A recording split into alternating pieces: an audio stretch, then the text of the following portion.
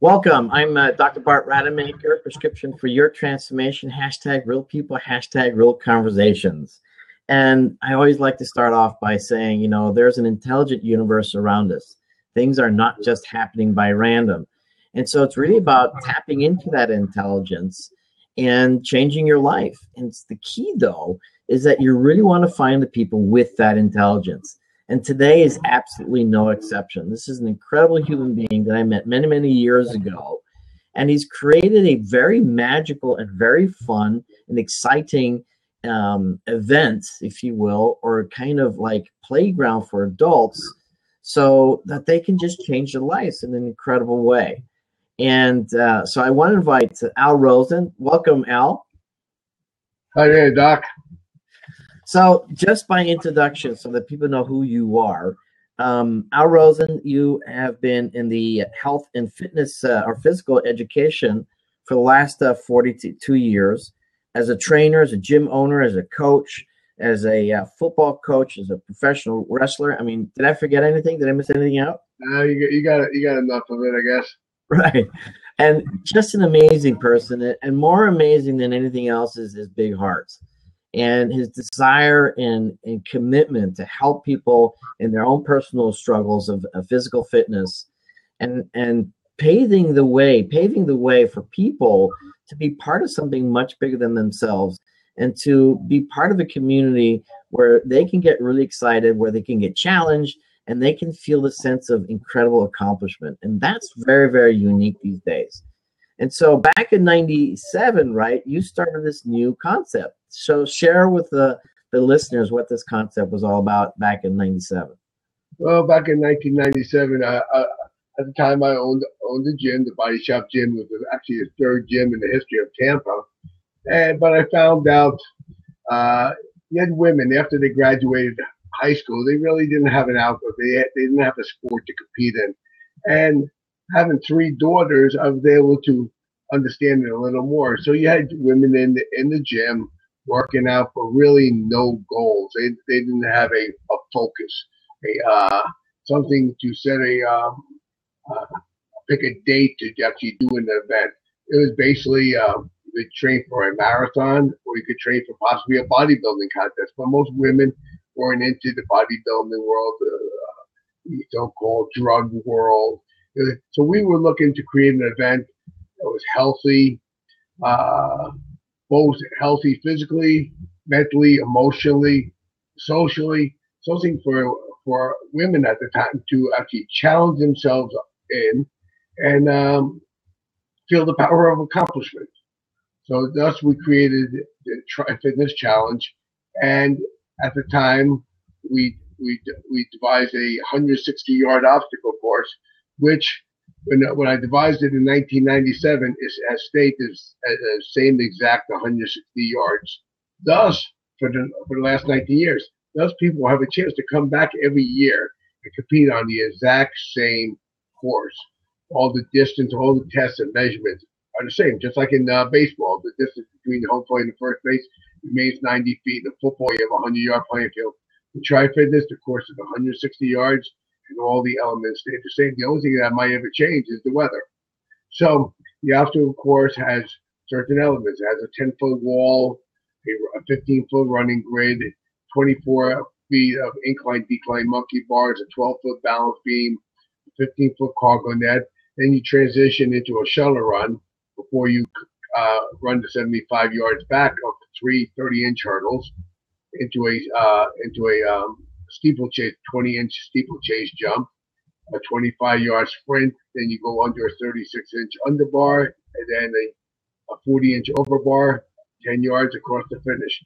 So now you have an event that is accomplishable by going out there, sprinting, learning certain these elements. And the great thing is, at our events, if somebody comes to condition, we usually have a chance to actually work with them prior to the event. This year we have the event is on a Friday and Saturday, so all day Thursday at the Grand Hyatt, I'll be training myself and my staff will be out there training people, so they get used to the elements. But most people, if they're in shape, it's all accomplishable. And we have spotters where We have safety mats. We have 30-inch crash pads all over the course. So number one is safety. Number two is a chance for people to challenge themselves. That's one of the events, the obstacle course. Another event is a fitness routine. A lot of women grew up maybe doing dance or cheerleading or gymnastics or figure skating. And they got a chance to form a routine, train for it. Now they can, at the age of 40 or age of 50, come back and train the same ways. It's a fun routine. The elements aren't as hard as, say, if you're a high-level figure skater or a college gymnast. But it's something, or this is for the woman whose mom maybe wasn't able to afford dance classes when she was 10 years old. Well, all of a sudden, at the age of 42, she decides she wants to put on a fitness routine. So it's a fun element. Then we have an event called True Grit, which is a 230-yard fitness challenge, and anybody could train on their own court. It has elements like a shallow run, a 5.5-foot wall, running grid, bear crawls, cone weaves, tire flips, kettlebell swings, 4-pound heavy rope jump, farmers carries, etc. And all of this stuff is online. Then we have an event called Fitness Skills, which have 3 elements. Bench press, where women bench 60% of their body weight and men bench 80% of their body weight repetitions. Then there's a 20-foot shuttle run with bean bags, back and forth 10 bean bags, which shows agility, endurance, speed. Then there's a box jump or step up. There's a 20-inch box, and in front of the box is a 2-inch sheer floor for safety. And a person could jump or step up onto this box, which thus becomes the 18-inch step or jump 50 times, and it's a timed event. So it's all about challenging yourself, beating your previous time. Just for instance, if somebody went out and ran a marathon, the Boston Marathon, they're just looking to cross the finish line. That's the accomplishment. For them to think they're going to go out and win the Boston Marathon, they probably have delusion of grandeur, because it just ain't going to happen. But for them to go out year after year and challenge themselves and beat their time and come over Heartbreak Hill or whatever and cross that finish line, that's the sense of accomplishment that we're looking for, to have people. Now, we also have a grace and physique event. And what that is, it's a byproduct of the type of training and proper nutrition. We're not looking for an anorexic scarecrow nor an anabolic freak.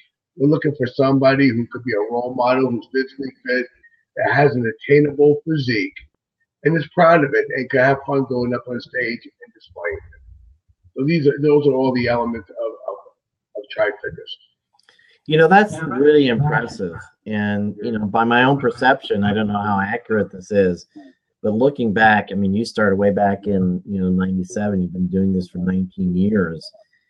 I can only think that the only other people doing anything remotely like this was probably the Marines or the Navy SEALs, because there weren't these kinds of obstacle courses then. And I remember growing up, it was a lot of fun doing all these, acrobatic things and climbing the monkey bars and climbing the walls, and then the rope, the rope or cargo nets and things like that. And, when I got involved, I can't remember, I think it was in your second or third year, I felt like a kid again, and it was a blast. I went out, and I was pretty unfit, by the way, and I was really proud. I did do the challenge, and I got in 3rd place, I think, that time.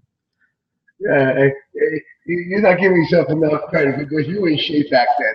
So, but to be honest with you, a couple of weeks ago, a 70-year-old woman came out here. Are you kidding me? And you actually know Teresa Evans brought her out here. Oh, wow. 70 years old. We flipped her over to cargo net. We got her across the monkey bars. Then the following week, there's a woman who's probably in her late 50s who just got done with her chemotherapy, just over, battling cancer. And the whole thing, and her husband stood out here, a former cop, and he couldn't believe that she was able to run hurdles. But like I explained to her, a lot of things are mental. And yep. That if you could sprint and you could kick to your waist, you could run a hurdle. I didn't say jump a hurdle, I said run over a hurdle. Okay, because most of the stuff we teach is technique. I had a woman who's trained with me 21 times now. A personal trainer. She's lost 18 pounds. She's 56 years old. She was able to hold on to the treadmill and run at 5.0. Well, now she's running at 1 minute, sprinting at 8.5 for 10 intervals.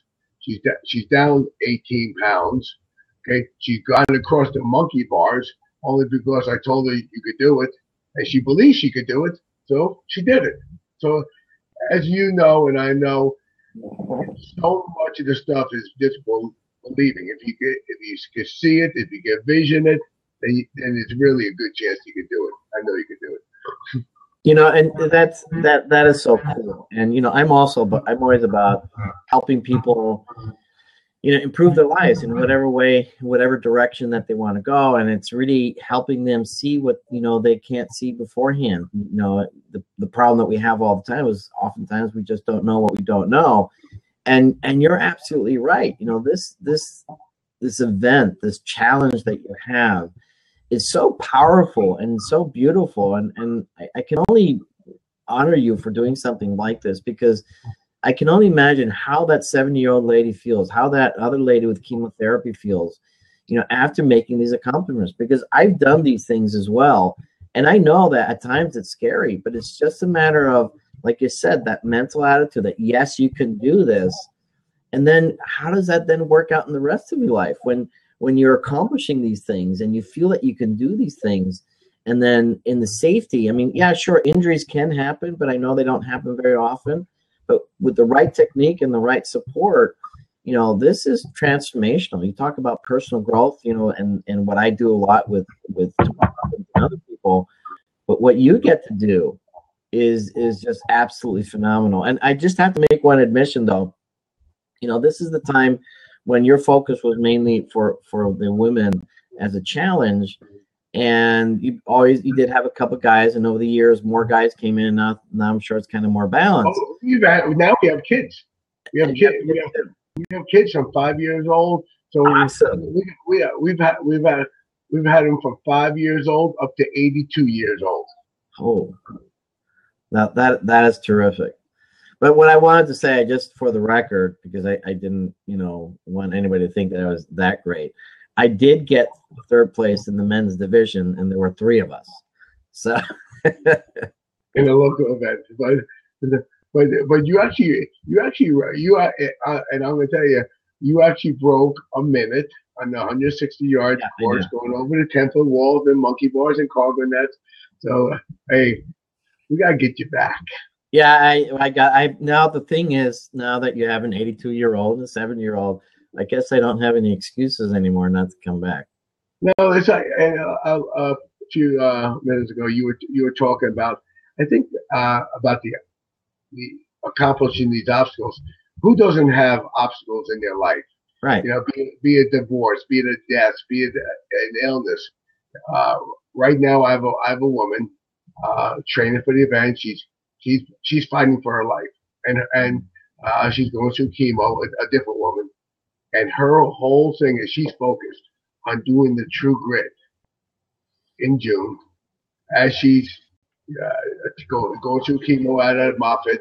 Okay, but it's given her a focus and to be able to battle things, and because one of the things we try to fear no obstacles, because you're going to be battling obstacles from the day you're born to the day you die. And if you learn how to accept these obstacles and come up with a solution of either going over them or going through them, right, it's just going to empower you in the long run. And that's kind of what we try to stress. And a lot of people relate our obstacle course to their life. If they could get to, it's just each obstacle is an obstacle of life. Go over the wall, that's one of the obstacles in life. And when they cross the finish line, the goal isn't to get first place; it's to cross the finish line. Yeah. And I call it the finish line of life.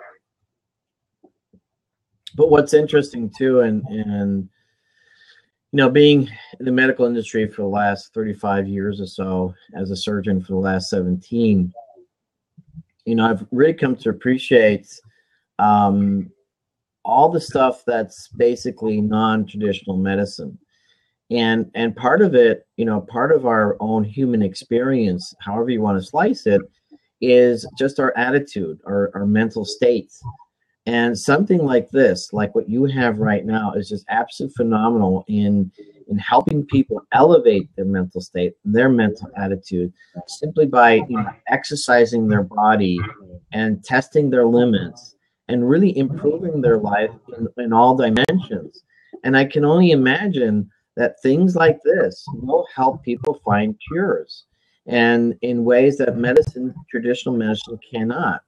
And this is what's great, and I love what you're doing. But on another topic is, I'm guessing that you really did start a trend, because you've got these obstacle courses, and I think over the years you've got a lot of attention from different people, and now you've got all these events all over the place. I mean, you have the Savage race, and then what's the other? You have all these other races out there that basically are an offshoot of yours. Well, they have become more popular, and throughout the years, I encourage people to do any event that will challenge themselves. I think the only little difference between us, we consider ourselves a sport. So, and we're not necessarily an event. Like all sports, you have a challenge or a championship or whatever. So, but I think the main thing is for people to go out, challenge themselves, if it's running a 5K, if their goal is to be able to get 10 push-ups, or to do anything, be it any type of weightlifting, tennis. You just gotta go out there and challenge themselves, and don't let age or even some kind of health factors to limit yourself, because so much of it, like you said, isn't traditional medicine. It's mental, and proper nutrition, proper exercise goes a long way. Yeah, amazing. So for a while you were in Vegas, and I remember once, I supported, I helped one of your challenges there, and took a lot of pictures too. As a photographer, I like to do that. That was a lot of fun. But I had a problem in Vegas myself because it's so incredibly hot. So I'm really glad you came back to Florida. So why that decision? Why back in Florida again? Oh, well, everything kind of evolved. We started here in 90. Our first challenge was in 98. We started at the USF, Downtown Tampa Theater. Then we evolved over with a big trade show at Tampa Convention Center. Then we went out to Clearwater and hosted. And then Vegas kind of kept calling. So we moved out there, and we actually developed a big West Coast following. And we were at the Monte Carlo. But what happens, like most big businesses, the Monte Carlo got taken over by MGM Mirage. I was dealing with a big conglomerate. And then the theater that we were using, Lance Burton, he left, and it kind of made the show a little more difficult, because his people were actually running my indoor show because they knew the show like I did. So they made my life easy. And just dealing with the people out there, and and the dry heat. And so what happened when the Gulf oil spill came, the trade winds over in St. Pete came knocking on my door. And I said, let me give it a try. So it was about 2,450 miles closer to my home. So we moved it over there for six events. And then they ran high to Tampa Bay. So I'm only like 7 miles from my home compared to 2,500. But we put on shows in D.C. And I've done training camps all over Canada, in Winnipeg, Grand Prairie, Alberta, Calgary. I forget all the places. Oh, in California, Orange County, Hermosa Beach, Dallas, Texas. So we made our rounds over the years. Well, I'm really impressed, and it's a privilege for me to know you. And I just see you as a trendsetter. I saw you as a trendsetter then, and now a lot of people are kind of copying your concept. But I like your idea that this really is a sport, and and there's a whole process with that. There's a whole way to train that, but more importantly, there's a whole community of people that are participating. And I know you've got tremendous following, all over the country, all over the world, probably. And so, how is it that people can find you? Where can they go to? What website? How can they get more information? The main website is TriFitnessChallenge.com. It's TriFitness challenge.com. All one word. We're all over Facebook. We have a TriFitness channel too on YouTube with hundreds and hundreds of videos, and I'm on Facebook as Al Rosen. And so on FB as Al Rosen. Okay, so I got it all there. So people, and then the challenge was it June 19th? You said June 10th and 11th. So the 2016 challenge is what, June? What do you say, 10th to the 12th? Yeah, Friday, June 10th, and Saturday, June 11th. We have teams coming in from Montana, Idaho, New York, Texas, California. They're coming from all over, people. And we have actually Advocate nations coming in. We have people from the nutrition company Advocate coming in from all over. So it's going to be a heck of an event. And I'm going to be doing a training camp up in Fort Walton Beach in April 24th. So I have an opportunity to expose it up in the Panhandle. So I'm going to go, and there's going to be women, men, and kids. And that is so awesome. I'm going to invite myself to that. There it is. Not as a competitor, but I think I'm going to do what I did last time, is take a bunch of pictures. That was a lot of fun. We'd love to have you. And if you actually go to my website, which is www.DrRademaker.com, there's a creative part where I have my photography, and then one of my portfolios is human play. And you should go look at it. I mean, I've got pictures of, was it the Gasparilla, the Renaissance, but also, You have some old ones? Huh? You have some back in Vegas? I have some back from Vegas. And so you should check it out. And so, you and I'll talk about that. And I remember, I'm not inviting myself to do this again, but if you need me to, I'm inviting you right now.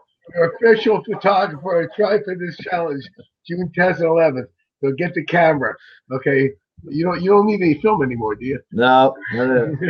So, and then also, mind you, if you need judges, I remember I did that too. So you can invite me for that if you want. All right. Oh, awesome. Thank you so much, Al. This has been tremendous, and really like to promote your event, because these are the things that are instrumental in changing people's lives. And again, it's the fact that so many people are just simply not aware of these things. And I remember that when I was introduced to some other events, I just felt more akin to your sport, because it just made a lot more sense to me. And I wanted the support, I wanted the training, I wanted the education, and that's truly your forte. And so I really commend you for creating something so beautiful, and most importantly, so people know. I mean, oftentimes, fitness trainers, and they sometimes have this image of being really tough and really hard, and you're nothing like that. I mean, you've got the biggest heart. You do things, when nobody's watching, taking care of people when nobody is even being recognized that way, and you've got a heart of gold. And what's cool about your event is that everything that you do is centered around that essence of you. And I really want to commend you for creating something beautiful. And anything that I can do for you, I'm definitely going to help promote it. And hopefully a lot of people will see this blab and seek you out and join us in June and many years to come. So thank you so much, Al. Any last words you want to share? It's my pleasure. anybody who's looking to challenge themselves, we invite. Check out, go to, you can register at TriFitnessChallenge.com, and we welcome anybody. And I appreciate you, and I appreciate your friendship for the last 18 years. Thank you, Al.